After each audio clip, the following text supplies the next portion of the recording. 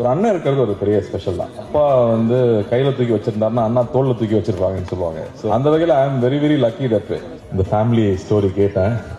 ரொம்ப ரொம்ப நெகிழ்ச்சியா இருந்துச்சு. ஏன்னா நான் வானத்தை போல படம் பார்த்த ஞாபகம் வந்துச்சு.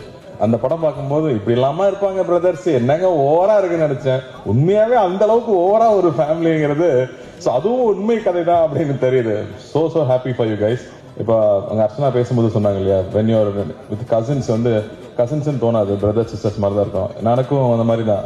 மேலகன்லாம் எடுத்ததுக்கு காரணமே வி குரோ அப் வித் கசின்ஸுங்கிறதுனால இட்ஸ் ஸ்பெஷல் பாண்ட். ஏன்னா ஒரு அண்ணன் இருக்கிறது ஒரு பெரிய ஸ்பெஷல் தான். இப்போ எல்லாருமே சிங்கிள் சில்ட்ரனா போயிட்டு இருக்காங்க, பட் அண்ணா இருக்கிறது ஒரு பெரிய விஷயம்.